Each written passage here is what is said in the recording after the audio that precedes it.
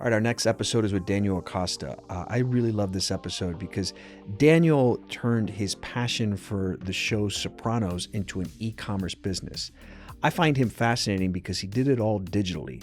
I would highly recommend after this episode that you follow him on social media. Not only is he funny, and if you're a fan of the show, you're going to really like all his content, but how he developed Man on the Street, how he developed a community, and then around the community, a jewelry product that he now sells online.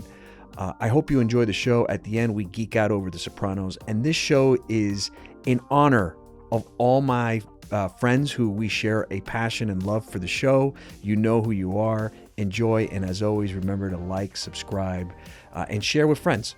Take care. All right, my next guest followed his passion and fandom to start a business. It is one of the most unique stories, and I can't wait to jump into it. He built an e-commerce business based on his favorite show. My next guest is the Shah of Iran. I'm just kidding. It's Daniel Acosta from Commendatori Jewelry. How you doing, bud? What do you hear? What do you say? What do you hear? What do you say? How's it going? Good, man. I wanted you to get really comfortable. So I got orange juice with light pulp, a little bit of pulp, and then we got some gabagool and some provolone. There we go. And then what I wanted to really originally do was recreate the studio, our podcast studio, to like Dr. Melfi's office, so that you would get relaxed. but budget cuts on the podcast. The best part about the orange juice is it's shum pulp. It's not some with S-O-M-E. It's shum. Shum pulp. We're gonna have a lot of fun, man.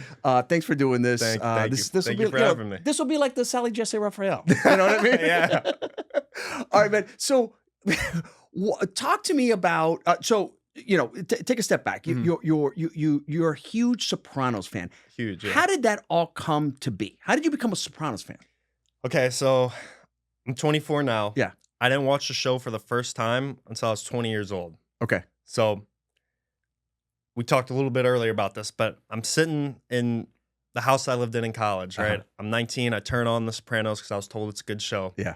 I'm like, turn it off. Yeah. A few weeks later, I'm sitting in my friend's room, and he's got the show on. It's the scene where Furio's beating the shit out of the people in the brothel, right? Yeah. So I go in there and I sit down. I watch 5 minutes of it, and I leave the room. I'm like, I cannot watch any more of this show until I start it. Like, I do not want it to get spoiled. Yeah. And from that moment on, I was just, it's the only show that I watch. Like, you told me this. I know. So I told you on the phone, but like, I'll start a rewatch, watch it through, and then I'll take like a 2-3 week break. Not watch anything. Maybe watch some movies. Yeah. And then restart the show. Like, I don't watch, like, I've seen Breaking Bad before I saw The Sopranos. I won't watch Game of Thrones. Yeah. I won't watch The Wire. Yeah. Like, I am only watching The Sopranos. So little did you know at 19 years old, it would change your life forever and lead you to a business. We got in touch because, let's start with content. Yeah. You generate a lot of content. When did you decide you wanted to start to generate Sopranos content? Yeah. So I started... when I was out of college, I knew that I wanted to start some sort of business. Yeah. Just on the side is what it started off. So the first content I made was I was going to start an ACT tutoring business, math tutoring business, because my degree was very math heavy. And so I started making these like brain rot clips of like a math problem and like Subway Surfers in the background, just trying to generate it. Yeah. I made some videos and I was like, it's not really working. I don't really want to do, I don't really like this. Yeah. And I love The Sopranos, right? Right. So I started a TikTok at first. Yeah. And I love the style in The Sopranos too. Cause being from, I'm from Louisiana. Yeah. The style in Louisiana is like, you got boots and jeans and like a backwards hat and a Hank Williams Jr. t-shirt. Like that's the fit. Yeah. And so I like the style in The Sopranos. Yeah. So before my face was in there or anything, I started making slideshows on TikTok, breaking down like every single fit that they wore. Yeah. So I've done like shoes, sunglasses, nail polish for the girls, like shirts, tracksuits. Yeah, you've like done everything. Everything. Yeah. And the one that really hit that I got like my first 1 million views on was every pinky ring in The Sopranos. Okay. So I made that video and it blew up. I was like, damn, this is There's something here. There's something here. Right. I kind of want one. And so I'm looking online and like people do make Sopranos rings, but it's like solid gold, lab diamonds, natural diamonds. It's like over $1,000. Yeah. I was like, there's a market here Sure. for something that an average Sopranos fan who doesn't want to drop $1,000 but wants to wear a ring like Tony wore, Right. can go and get it Yeah. and afford it. Yeah. And so from then on, I started, keep making the content. Then I started making more jewelry based content that have to do with the Sopranos. Yeah. And my face was in it. So I found a lot of success with voiceover. So your face is in the corner, and then you're showing videos, maybe clips from the show, showing off the jewelry. So then that's kind of went from there, and then now I'm doing this with you. I've done like pizza food reviews. I have like a character I play. Yeah, I mean, so that's how I got in touch with you, because I started following your content. I'm a huge fan of Sopranos, and then I saw, wow, this guy built a community. But then from the community, he pivoted into a product. And I found that super interesting. How did you, like, you just talked about it. And then the magic was the man on the street. Yeah. You did the man on the street. That's what took off, yeah. Yeah, that took off. And the best part is that you either dress like Tony or you dress like Christopher when he had the accident. Yeah. So, yeah, I that first man on the street video I did, like the interviews on the street, I found this guy. He lives in Miami. Shout out Aaron Brill. Okay. Anyway. So I'm walking around Brickell because I want to do these interviews. Yeah. And I'm like, okay, I want to do a Sopranos trivia interview just because, I mean, like you said, I'm selling a product. Yeah. But at the same time, like I love, like you, like I love the Sopranos. Yeah. I love making content. Yeah, like, right. Even if I didn't have this business, I would still make Sopranos content because I love it. Yeah. And so anyway, I'm going around Brickell. And I'm asking people, I'm going up to people with a mic or whatever. And before we start filming, I'm like, hey, do you watch Sopranos? Everyone's like, no. Yeah. Some people are like, because, in Brickell, everyone's doing that. It's kind of like when you see it from the outside, you're kind of like, what? Look at another one of these. Yeah. Content capital is that little street where I live, by the way. Yeah. Oh, yeah. Oh, right. I'm right by in Brickell. Yeah. You know how it is. It's out of control. Yeah. But, so everyone's saying no, and I knew I found the right guy, because when you talk to someone who loves The Sopranos, they like light up like we're doing. Like 100%, you light the fuck up. So I go up, I'm like, you watch The Sopranos? This guy's like, yeah, I watch The Sopranos. Well, yeah, I'm in. And he was like, I was still getting comfortable in front of the camera. Yeah. And this guy was just like, Aaron was just so hyped to be in the Sopranos video. So I did like a video on him. He did an impression. Yeah. And it was awesome. The comments were ruthless though, because he missed a few questions. Yeah, they take it personal. That's how I got hooked on your page, because I was like, first I want to do the trivia, and I was very mediocre. And then like the comments are just as funny as the video. They're like, people are hilarious. So I was talking with my friend the other day about this, who also does content, like Sopranos and other stuff. And there's like this trend in the Sopranos. It's almost like a meme, like. There's a meme for everything. Yeah, it's almost like a meme. Right. That if you ask a question, like if you go on Reddit and you ask a question about The Sopranos, you can't get a straight answer. So like if you ask, like, let's say you ask like, oh, how are we supposed to know that Jimmy was really a rat? Right. Or did he take a bullet? So if you ask that online, valid question. Valid question. You'd think there'd be like a big discussion. Yeah. Everything's just like, oh, it's impossible to know, even with computers. Just like quotes from the show. It's quotes from the show. Like you can't find a real discussion. And going back to what you said about, finding like an audience for Sopranos jewelry it's such like everyone who loves the Sopranos, like it's like this. It's like this. We like people light up about it. Yeah. So it's almost like it's like a pre-made connection. Yeah. If I meet someone and they love The Sopranos and I love The Sopranos, you're in. We're boys. Yeah, you're boys. Yeah, we're boys. Well, so handful of things. I'm happy that I think it's definitely on the TikTok side, the rebirth of the show, because the cool thing when you watch a show, it's really before social media and then smartphones come out, right? The second thing is, I'm excited when I talk, because I was about the same age when the show came out and I became a fan. So seeing the next generation watch it is cool. The other thing is the way that we watch it. It was appointment setting Sunday night. They don't drop it like the streamers, all 10 episodes. Right. And that's what everybody did. Yeah. And then on Monday morning, you talked about it. And it was crazy. And I said, a little thing was, I remember there was an article at the time, like the amount of pizza and Italian food that was served nationwide on those nights. Because you would do it, I'm going to have pizza. I'm going to eat like Tony, whatever.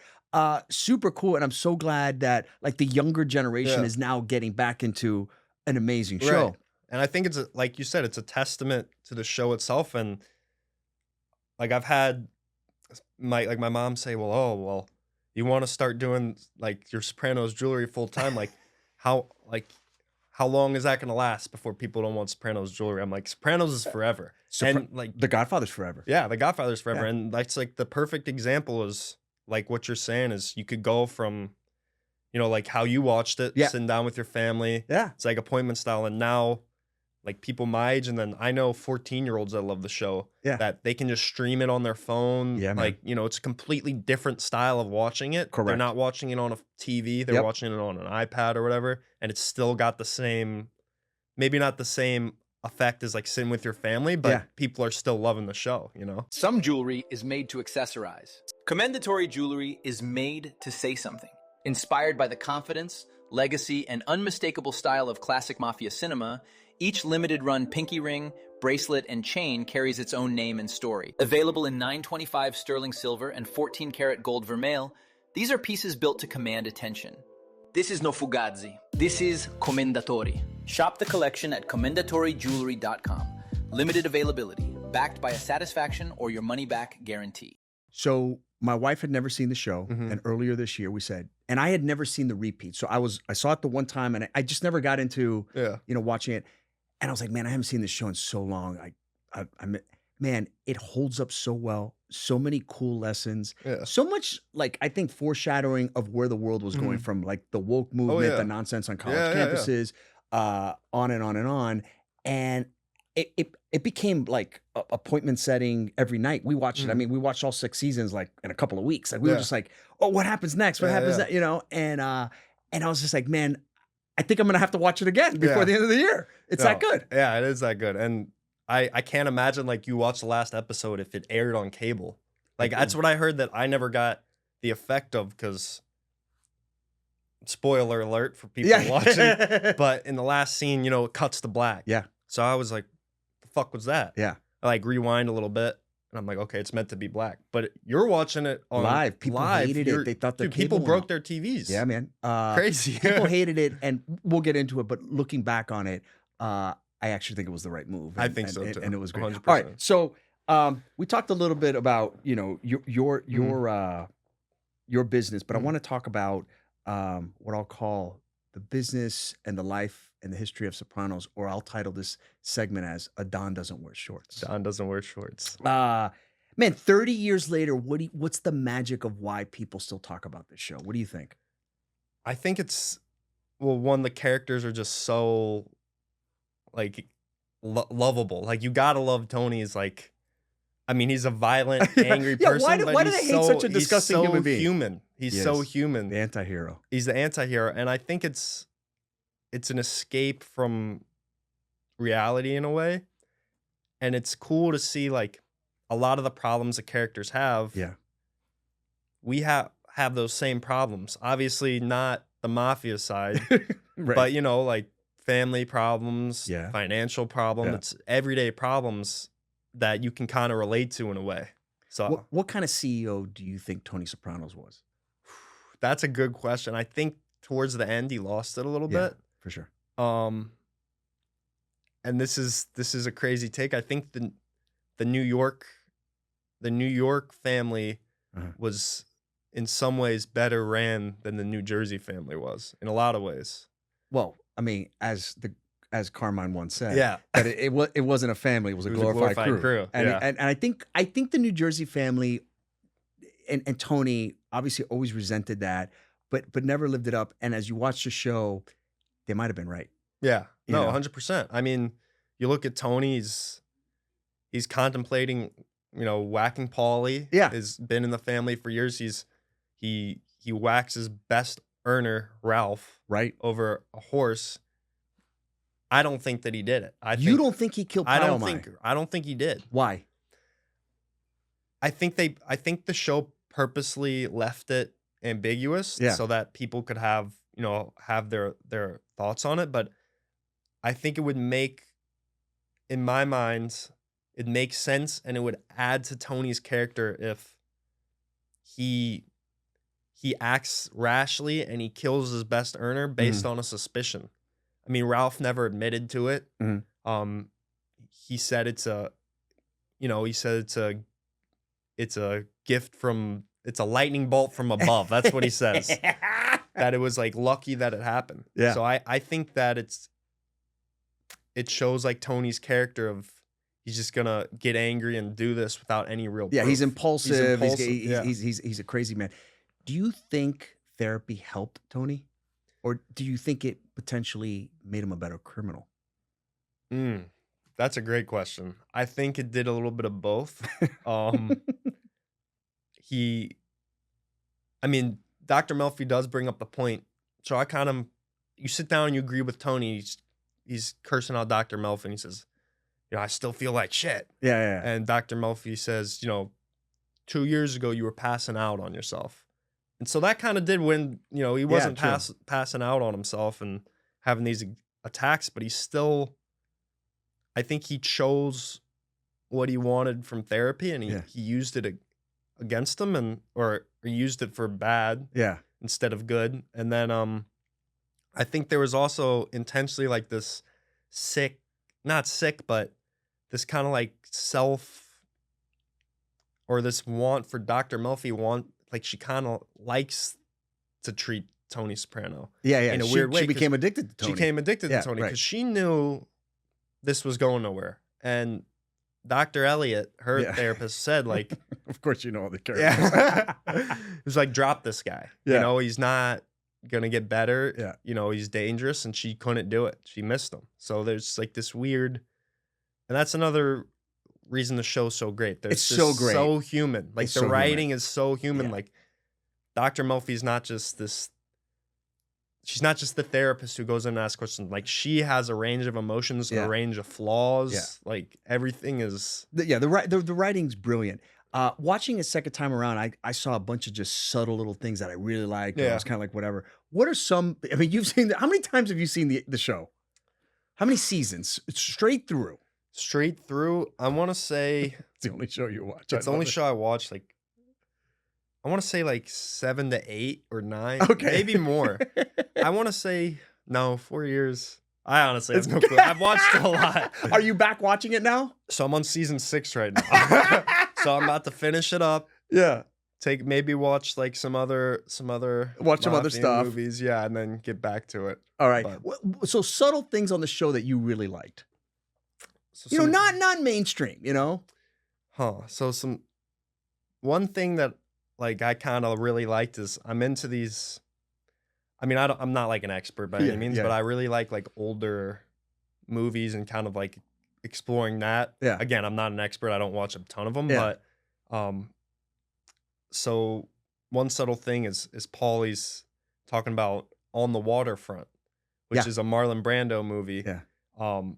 That I feel like a lot of people of my age like haven't seen. Of course not. Yeah. And I think everyone should go watch it because you could see bits of his character in Rocky, in The Sopranos, 100%. In all these movies. So I think that's cool. They reference that. I mean, you probably didn't know who Gary Cooper was. No, I had to go watch The Pride of the Yankees. Yeah. On the flight. And so funny you said that. Yeah. So he played for Columbia University. Yeah. Lou Gehrig, and I went to Columbia University. Correct. This is what I find fascinating. You went to Columbia. You're an engineer. Yeah. So I mean, did you date Meadow Soprano when you were at Columbia? But did you go to Columbia because of The Sopranos? I'm not even kidding you. So I did a 3-2 physics, 3 years of physics, 2 years of engineering. So I'm in Michigan. I'm in Albion, Michigan. Yeah. Before I go there, I've never seen The Sopranos. My mom went to Michigan. Yeah. And so I'm like, okay, I'm gonna do my 3 years of physics. Yeah. And then do 2 years at Michigan. Yeah. University of Michigan. Right. So anyway, watch The Sopranos. And my 3-2 program, I ended up getting into Columbia University and University of Michigan. Oh my God. And I was like, I'm going where Meadow Soprano went. So I go to New York, I go to Michigan just based off, like, obviously they're both good schools. They're fantastic. And it's awesome to be in New York. So that was a factor. But like a real main factor was I want to go somewhere where that like culture, I could walk around Little Italy. Like I could go to the college Meadow Soprano went to. I mean, this is fascinating. This should be sent to the admissions office at Columbia University. This is fucking. You're I fascinating. didn't say that in my essay. You didn't say that? I mean, I would have loved it if there was a joker back there. Like, we have to let this kid in. Yeah. There's just too much. Yeah. So to recap, Columbia, engineer. You're from Louisiana. Yeah. You're not even Italian. I'm not Italian. I'm Fugazi Italian. Yeah, Armenian. Half Armenian and half Cajun French. Oh my God, you are fascinating. So yeah, I just put this character together just based on my love for the show. It's like, and it's funny whenever I'm shipping a ring or jewelry back to Louisiana. Yeah. I always reach out to someone. I'm like, hey, like, I see you're from, the Bayou in Louisiana. Yeah. I'm from Hammond. And they're like, what the fuck? You're from Hammond, Louisiana. Yeah. Like, I wish I could like show people the people I grew up with. It's just like rednecks. Yeah, everyone thinks that you grew up probably like in Little Italy. No, people think I'm straight Italian, and like obviously I do put on that You character. put on it, yeah. I put on that character, especially like some of my food reviews and stuff. I'll put on like you overdo it. I overdo it, right? Because Yeah. I'm trying to, that goes back to the whole like marketing thing. Yeah. Do it for the camera. And yeah, so grew up in Louisiana, ended up going to Michigan, and then chose Columbia University for Dude, I fucking love this. And this is one thing I wanted to say is the best class I've taken in my college experience. So I was short an elective, right? Okay. I go to Columbia, I'm like, fuck, I don't want to take an elective. Like taking, like dynamics and vibrations and like all this bullshit. Your physics And stuff. they were like, all right, just find an elective and take it. There was an elective at Columbia called Mafia Movies. Oh my God. Dude, so perfect for you. Oh my, I was in my element. So, and it's not what I thought it was going to be. Right. So I go and I'm thinking like, we're watching Goodfellas. We're watching the Sopranos. Yeah. We did, but we're watching the Sopranos. We're watching Goodfellas. We're going to watch all these shows, talk about it. So show up in class and this professor, and this is just adding to my obsession for the show.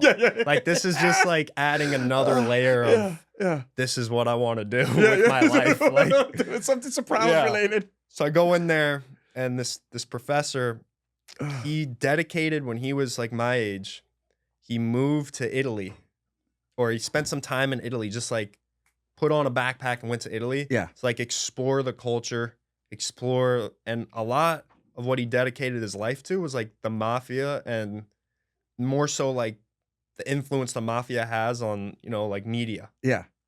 So he goes there, he tells this crazy story about how when he showed up in Sicily, he's like, hey, there's no hotels. And the guy's like, yeah, just stay in this room, give me some money. And like, clearly it was just like, he was squatting, you know what I mean? Yeah. So he tells us these crazy stories. And we started off that class talking about like Sicily and movies from, like 1930s. Yeah. We were watching 1960s movies.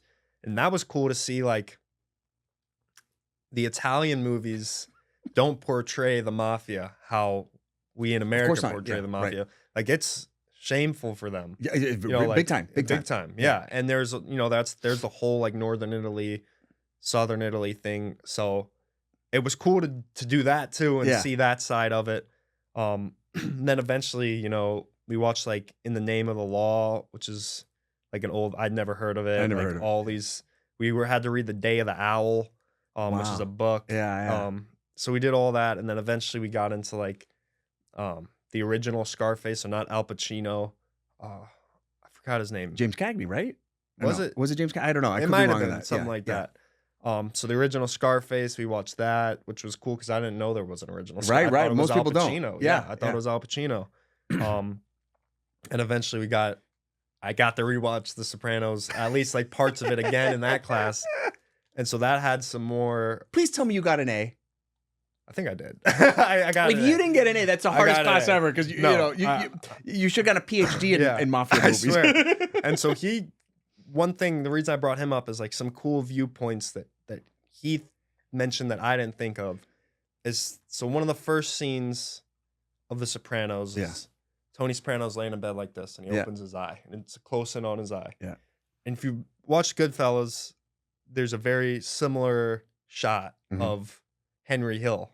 And his eye, a close up of his eye when I'm pretty sure he's staring like a car burn or something. Yeah. So his point was that like The Sopranos left off were good, or The Sopranos started where Goodfellas left off. Yeah. The timing, it's the opening scene of The Sopranos where Tony goes, I think I got in too late. Right. Which is 100%. The premise of the show and up until the last episode is it's not only Tony dying, it's the mafia dying. Right. It's the last scene when Phil Leotardo's right-hand man's walking through what he thinks is Little Italy and it becomes Chinatown. Right. And he's like, wow, like this used to be blocks and blocks and now it's 2 blocks. Yeah. And I mean, that goes back to what we talked about on why it's such a great show is, Tony's like, I have this big house, I have this, but in some ways my father had it better than I did. He had his people, he had his codes. Correct. I think I came in too late. And Melfi says a lot of Americans feel that way. Yeah. And they're talking about the mafia, but they're talking about life. That's the brilliance of the show. That's why this show's so fucking good. It's so good. It's so good. Yeah. No, now you suckered me in. I'm gonna have to watch it tonight. Yeah, you gotta watch it again. Oh man, and rewatch it. Yeah, I'm a big fan. Okay, let's go into some Sopranos theories, and I'll call this segment. Let me tell you a couple of 3 things. Was Chris a rat? Oh man. So play back if you haven't watched it in a while. Adriana is talking to the FBI. Chris goes through this whole thing, and then Tony kills him. Yeah. Do you think at that point he was working undercover for the FBI? I'm going to give you the conspiracy theories. Yes, do that. Okay. In the last scene, remember, when they go and they talk to the New York family, he's wearing the Cleaver hat. Some people believe that when he's wearing the Cleaver hat and then he gets into the car and he's screwing around with the radio, remember, that's kind of his demise, is that he's screwing around with the radio, that he's screwing around with the radio so that the wire is heard better by the FBI while he's talking to Tony. Remember, Tony goes, why are you messing with the sound? Huh. So that's one of the theories, that he was already working with the FBI. Huh. That's interesting. I've heard that theory that he was a rat. I never heard the evidence of like him messing with the. I don't think he was. I think once they killed Adriana. Yeah. Like he was like, okay, this is my life. Like that was it for him. I chose Tony over Adriana. That was, like, if he would have flipped, I feel like he would have flipped then. He would have, right. He would have just gone with Adriana. And with that being said, one controversial take I do have when I rewatch it that some people don't agree with, some people do, is I believed Chris did deserve. Tony was in the right to whack Chris, to kill him. Tony was in the whack. Yeah, in the right. Yes, yeah. Right. Because he ended. It all ended in dead ends to Tony. Right. You couldn't trace it. It's why he's taking peyote in the desert. And he goes, "I did it." Because he started to recognize, "Oh my God, I got away with this craziness. I got away with it." And Chris was like this, just bad luck. And while he might have been loyal to Tony, but Tony tells him, like, look, if you were anyone else, this is like seasons ago, and you were a drug addict, you'd be dead right now. Correct. And he's admits to Tony, I'm never going to get sober. Yeah. And so they interviewed Michael Imperioli about this, the actor who played Chris, and they said, was it a mercy kill or was it a selfish kill? And Michael says, to me, that was a selfish kill. Yeah. And I agree it's not a mercy kill, but it was totally justified in the fact that you can't have like a drug addict be one of your capos, especially after all the shit they went through.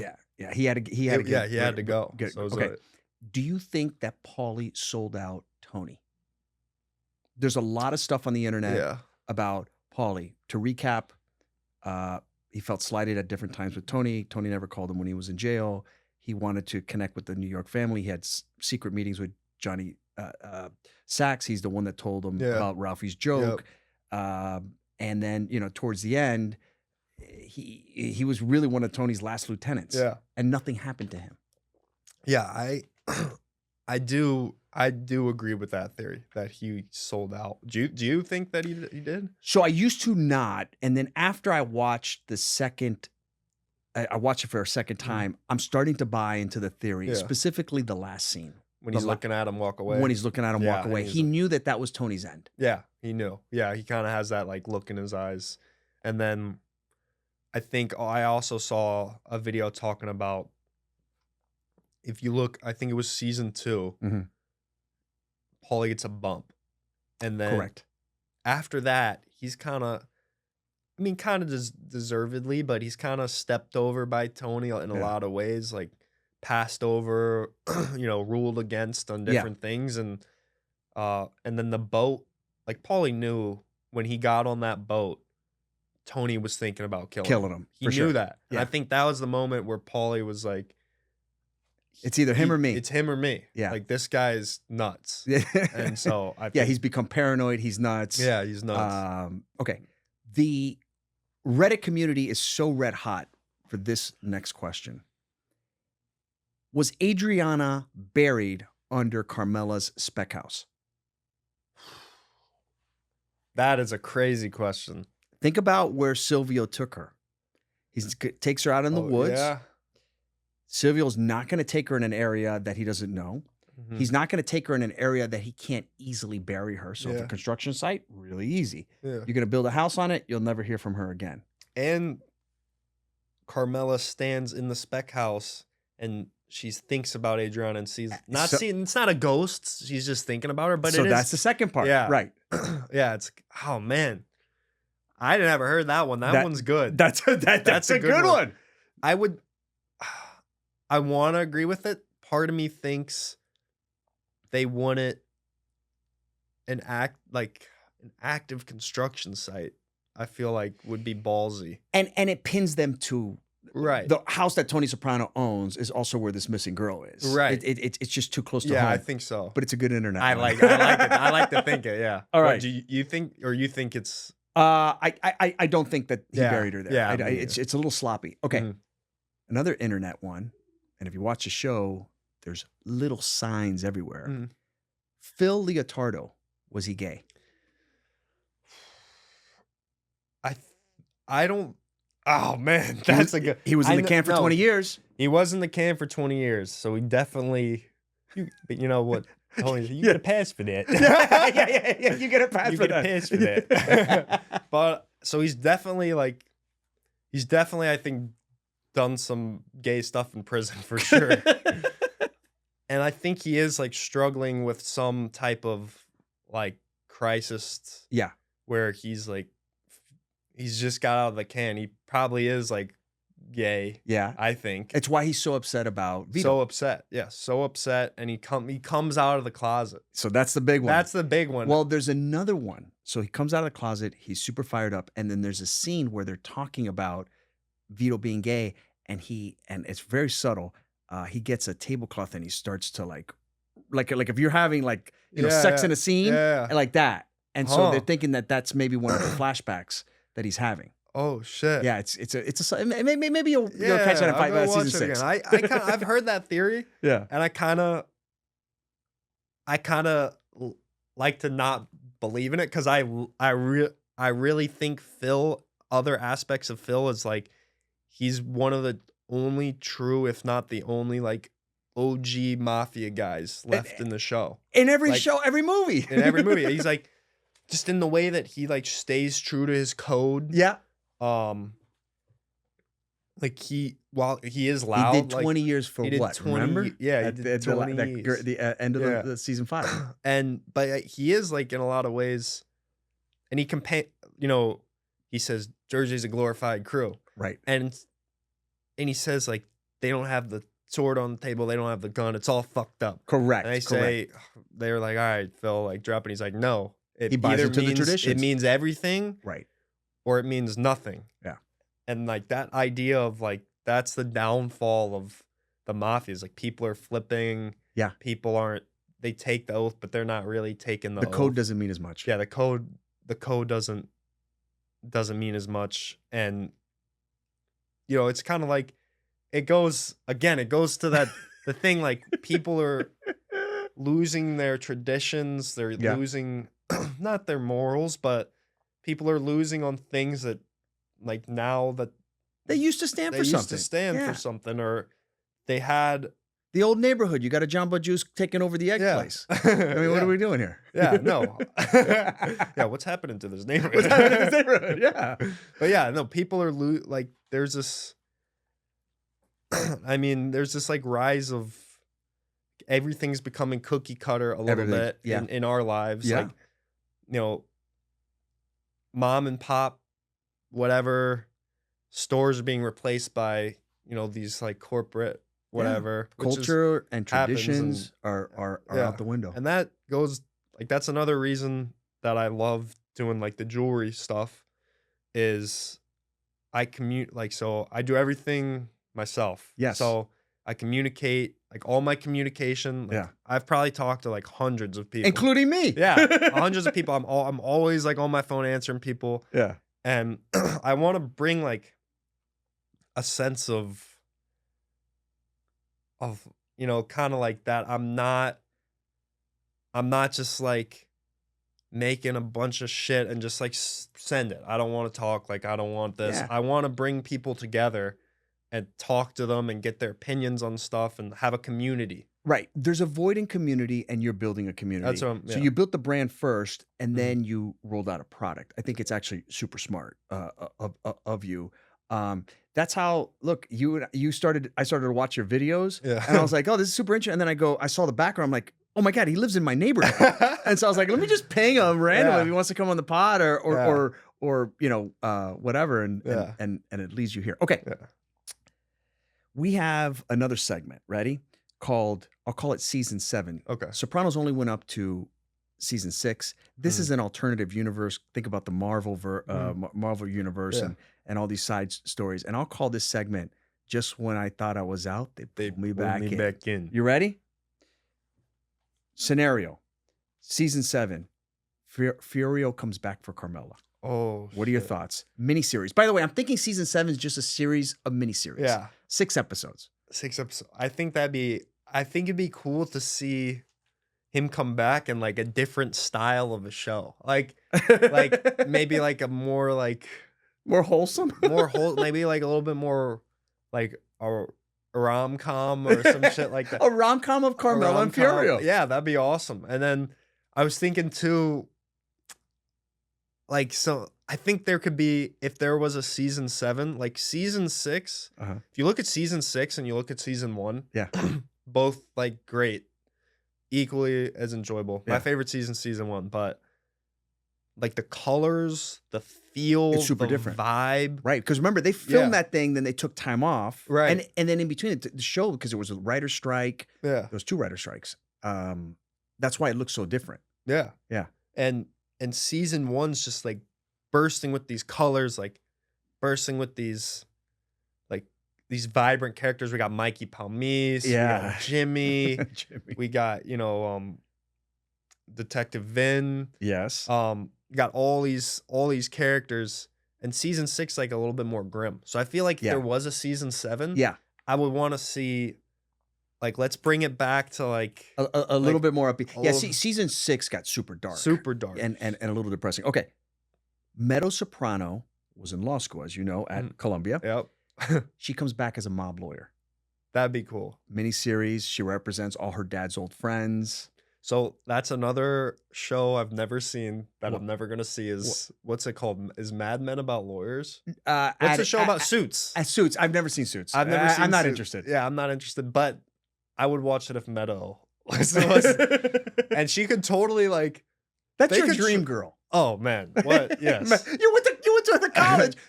for a fake character. She didn't even go there. I literally, yeah, I did. I went to college. Were you walking around Colombia and going, oh, that's where this episode was. This is where the 10-speed bike got stolen. Actually, after I watched the show, and then, you know, I went to Colombia. I got to Colombia. I was like, they didn't film this shit at Colombia. No, of course not. So I was like, damn, like, what the fuck? And then another crazy thing that, like, so they say Gary Cooper, strong silent type. Yeah. So I'm like, all right, I gotta watch Gary Cooper movie. Yeah.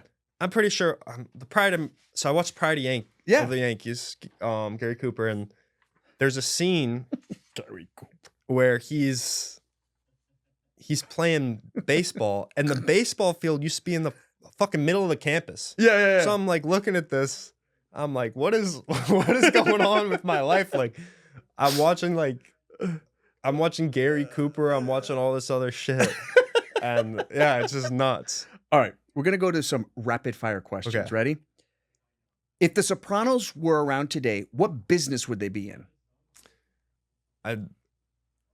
Online dating advice. All right, online dating advice. All right, Meadow Soprano or Adriana? You get to date one. Oh. I got to go Adriana. And Wait, I thought Meadow was your dream girl. You went to college because of her. She's my dream girl, but she's, in a lot of ways, can be so spoiled. She's a spoiled brat, high maintenance chick. You can't high deal with maintenance, that. like so spoiled. I think Adriana she was a rat though. She was a rat. She was a You rat. can't I gotta live with go a rat. Meadow. I gotta go Meadow. You gotta go Meadow. Okay, your dream girl. My dream. All right, you get to choose one meal: Tony's sausage or Karen ziti.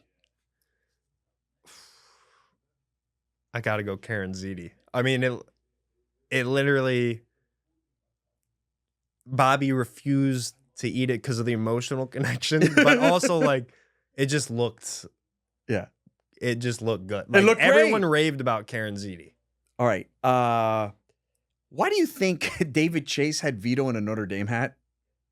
Yeah, I have. So yeah, I did a TikTok video of like hats in the Sopranos. Yeah, and I put that hat in. I was like, why does he have a Notre Dame hat on? I have no clue. Yeah, like I have zero clue. I mean, that's not even like just random. Maybe he's trying to be like in disguise or something. I don't know. Do you have an answer? I don't have an answer. Yeah. He must have a bone to pick with Notre Dame. I don't know. Yeah. All right. What do you think Tony Soprano's net worth was? Oh man, I've tried to guess this before, and there's a bunch of people talk about it. His house, everything he's got. I want to say like 10 million. Okay, so I'm in that range. I'm in the 10 million, but he had a gambling problem, so who knows how much he kept. And okay, there's a Reddit rumor on the internet about you. I don't know if you know this. No. So people are questioning, when you went to Colombia, was Noah Tannenbaum your roommate? No, but if he was, he would have punched my lights out. There you go. I'm glad he wasn't. All right. Green Grove, retirement community or nursing home? I'd say it's a retirement community. Why? So there's a nursing home aspect to it, like when the doors open and Olivia's like, this is a nursing home. All right. Who in Tony's crew would you hire for your jewelry business? Oh, shit. They're all going to scam me for sure. Benny's gonna take my customers' credit card numbers. Benny, that's true. But I gotta say, man, that's a good one. I like, even though Benny was a scam artist at Artie's. Yeah. If I had him straightened out, I think he was underrated in the show. I think he was a good soldier. Okay, all right. Benny's the guy. That one actually surprised me. Yeah. Okay. If you could have dinner at Vesuvio's with one character on the show, what character would it be? Oh, that's easy. Tony Soprano. Tony Soprano. It's got to be Tony Soprano. Tony Soprano. You're eating pasta, breathing heavy. Yeah. Okay. But there are so many characters with crazy lives. Like crazy lives, yeah. Like Paulie used to be a real mobster. Real mobster. They made a movie about Tony Lip, who played Carmine Lupertazzi. That's right. The Green Book. So like when people found that out, I posted a video about that, and people were like, wait, the guy who played Carmine Lupertazzi is Tony Lip from the Green Book. Isn't Like, that crazy? what the fuck? Isn't that That's fucking crazy, dude? Yeah, It's fucking nuts. it's wild. All right, one last question. Did Tony Soprano live in season 6, the final? I think he's lights out. He's done. But I told you I took that mafia movies class at Columbia. Okay. And my professor, Yeah. who's dedicated his life to mafia like cinema, Yeah. claims Tony's alive. Why? So he says, according to him, in the first episode, he looks up at the statue of a woman. In the very first, that's the very first scene. Yeah, he's in The lying in Sopranos. bed is the first scene, right? I think the first scene. first scene he's waiting. Oh no, The first scene he's waiting in the he's in the waiting You're room. correct. You're correct. And he looks up and he's staring at the statue of a woman and waiting for Dr. Melfi. And so in the very last scene, he looks up and he's staring at his daughter, who you hear the bell ring. Right. You assume that's his daughter who walks in. And Yeah. to him, it has the story goes on and on and on, the song. Yeah. And he looks up and it's like the stories come full circle. Like Right. he starts staring at this, at the statue of a woman, and it ends of him staring at his daughter, and it goes on and on, but that's the end of the show. And to him, that was all there is to it. There was no murder. They ended it. But I think he was definitely whacked. I think he was definitely whacked. He's definitely whacked. Who do you think did him? So I think Paulie sold him out, meaning, definitely the New York family. Yeah. Not Butchie. I don't think No. Butchie, because they had to sit down. I think they contracted it out, whether it's they had the member jacket theory. Members only guy. I don't know. I think they contracted it out, but I do think he was dead. I also buy into the internet Reddit community, which is actually in that last he was already dead. This was a dream sequence, so he starts to see his life falling apart. Huh. Everyone around him, Silvio, Christopher, and so he's already dead. Yeah. And this is just sort of him playing it out. Last scene with his family. Yeah, that's a And good those onion rings. Good. Yeah, I want to try those. The best in the state. I gotta. Have you, by the way, have you ever been to New Jersey? Once. When you lived in New York. When I was in New York, I went for like a school project on. You got to go to where everything was filmed. I know. I one need day. to. I Have you been to Italy? Never been to Italy. I've been. So I lived in New York for 2 years. Did that, but I want to go. Someone emailed me and he said, "Are you going to Paisan Con or something like that?" Yeah. My brother's been to it. Yeah. You're Italian? No, I'm Cuban. Oh, you're Cuban. And I was like, okay, I want to go start going to some of these things. Yeah, start going to some of these things and start building more of like an in-person, like meeting people in person. Well, now you're part of the community. Yeah. People will know you when you go. It'll be great for business. You're going to have a blast tripping out. Because my brother went a couple years ago to Soprano Con, or one of these things. And he goes, like Carmela ain't there because she's had a great career, and Christopher. But he goes, those other guys, like, they didn't have big careers. Yeah. So they're there signing autographs for $10. Yeah. And they're hanging out, and he goes, and they're so welcoming. They know people love the show. They share stories, and it's a whole lot of fun. So I know. I want to check it go. out. I see like Jackie Jr. and What else all guys those do now? actors like. They still do Sopranos stuff. Like they're traveling. I think it's awesome. Like, So Jackie Jr. was supposed to go to medical school, but it didn't work out.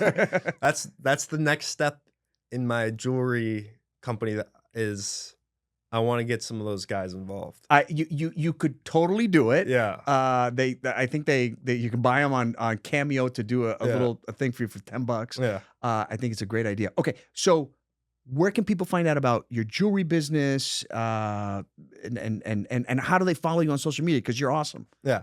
So before I tell you that, I brought you something. Whoa! All right, let's do it.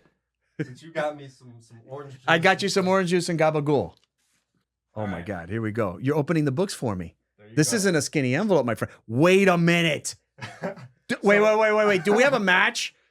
It's every piece of jewelry I ship, I burn. I take a card. I'm gonna I need to find a better way to do this because like sometimes I'll burn a lot of cards. I'm like I'll start like I shouldn't be breathing this shit in. So that's just a cloth. Oh, But so I burned the card of Saint Peter, as you know, is yes. and so this is Whoa. so that's Are you kidding me? That's a silver Bracelet. Tony Soprano style bracelet. Dude, thank you so And much. of This is course, an honor. yeah. I'm gonna wear it And, right now. yeah, I can hook you up too. How do I do this? Oh, this is the entrepreneurial spirit, man. I love it. Oh yeah. Oh, dude, look at this. There you Look go. at this. I'm finally cool, dude. There we go. There you go. So this is yours as well. Awesome, man. So thank you so much. Where can people find out about you? Social media, follow, all that kind of stuff. So I'm Commendatori Jewelry. Commendatori dot jewelry. And the name comes from a great scene in on the show. Yeah, you know I know the scene. Commendatori. That's the best. Buongiorno. And it's the only scene David Chase is in. Yeah. And then he takes it and goes, cocksuckers. Yeah. So, yeah, Commendatori.jewelry on Instagram, Facebook page, Commendatori Jewelry. My TikTok page is less jewelry oriented. Right. It's more of just like, that's where I just have, post Fun Soprano stuff. Fun Soprano shit that I'm not really in too much. Yeah. It's all just like slideshows of, I've done like every character, spirit animal, like just random shit that I think's funny. So yeah, any of those platforms. Guys, trust me, this is how we got in touch because I'm a huge Sopranos fan and he generates awesome content. If you go to his TikTok page, it's, top 10 songs that are in the Sopranos, the top, running suits that you can see on the show, from the jewelry to the characters. I mean, it's so much fun. You'll go down a rabbit hole and you'll be like, wait a minute, I just wasted 45 minutes on this, but I have a smile on my face. Highly recommend it. I'm so proud of you. I'm really, I'm in your corner. I'm rooting for you. The jewelry business is going to be super successful because it's authentic. You built a community and then you built a product around it. You're going to do really, really well. Thank you for coming on the show, and let's go get some gabagool. Let's do it. I'll eat some right now. Guys, also, if you like this episode, go to our YouTube channel. We're going to have some special stuff. Sopranos trivia. We're going to have some outtakes from him coming in here. This guy, trust me, is a total character, as you just heard. And we're going to have a lot of fun. We're going to be doing more and more of that with every episode. So enjoy.